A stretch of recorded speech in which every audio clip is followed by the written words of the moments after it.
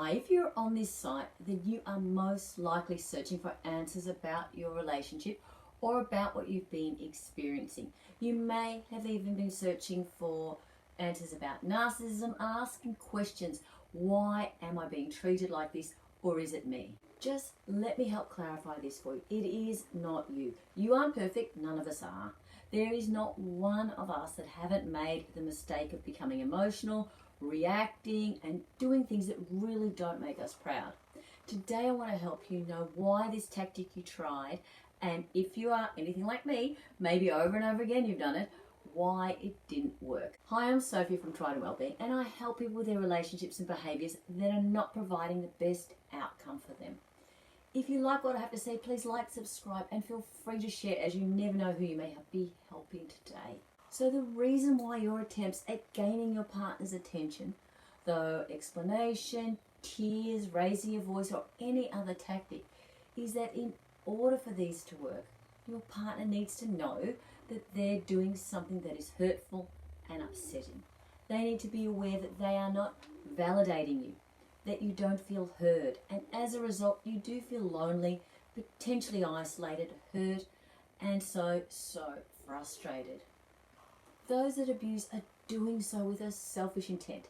They are either not caring how it affects you, or they think that what you're saying is invalid. These people are so into their own heads that they struggle to see how they could be wrong.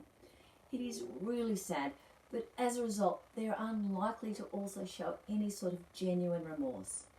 There are some rare cases where tremendous action has been taken to rectify the relationship and its communication, but overall this is usually not long lasting, so therefore not really sincere. You may see attempts at acting remorseful. You could hear them say that they're sorry, that they love you so much they can't bear to lose you. They may even point out some of the things that they know were upsetting you. I have to say that in my experience the latter only occurs if I do the pointing out first though. How do you know if these attempts are sincere, that you're not being too harsh or holding on to your own anger and pain? The answer is that unless the remorse is followed up with massive action, then it isn't really sincere. Now, I don't mean massive action like a big night out or an expensive gift, as these are big ticket items, but not really that challenging. If your narcissist has money, then these are pretty easy to organise. And if they don't have surplus funds, then they're creating debt. And this comes with a whole bunch of other complications. If you're a couple, then these extra debts really only serve to make your tie together even more challenging, as it becomes yet something else that needs to be paid off together. What I mean by massive action is that they commit to long-term behaviour changes. They see a coach or a psychologist in an ongoing manner and have actual things that they work on. They don't just attend for a few weeks to keep the peace. They make other changes to their behaviour, like their language, effort of recognition of their part. They make other changes to their behaviour, like language, effort of recognition of their part in the fault. They take accountability so that you can hear and see and feel that they really do know how much this hurts you and how destructive their behaviour was to those that are around them. I don't mean that you are grilling them and making them pay, but rather they know how much you suffered and they want to really make amends, not just return to old behaviourisms. Just imagine if you did something to make someone feel devalued, less than, hurt and isolated. Wouldn't you want to do all in your power to try and make amends because you feel so much remorse?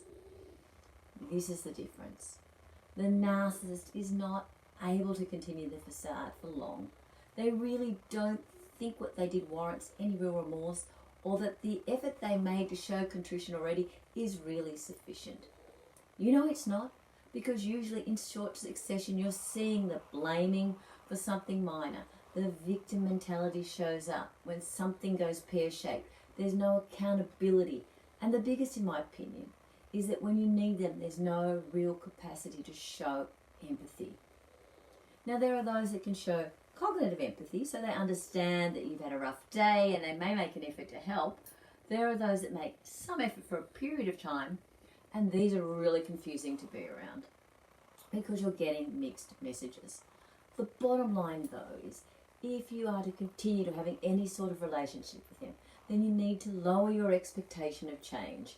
Manage your state by recognizing all that you're grateful in other areas of your life, and then adjust your behavior. The most damaging thing to have in these circumstances is hope that change will be substantial and ongoing with this person. It is rare that this can happen. Admittedly, there's a spectrum for those with narcissism, and as such, some people will manage it better than others, and the fallout will be different too. It then comes down to you having now reduced your expectations of exceptional change. When you do this, the hurt and the angst are diminished. Admittedly, it isn't always ideal, but then sometimes it affords the best solution where leaving isn't an option. So to summarise, if you are in an abusive relationship with a narcissist, then please don't hope for true remorse, because that would require that they acknowledge their accountability. And I'll discuss this in another vlog. By reducing your expectations and hope for change, you can choose how you respond rather than react. By not reacting, you can't feed into the narcissist's beliefs and then have to challenge your part in the turmoil. You'll also save yourself a lot of the physical effects because you just didn't buy into their blame shifting and their gaslighting, and this is going to reduce your anxiety and how you feel. Please like, subscribe and share, as this may just clarify something for someone today. Until next time, I'm sending you much love.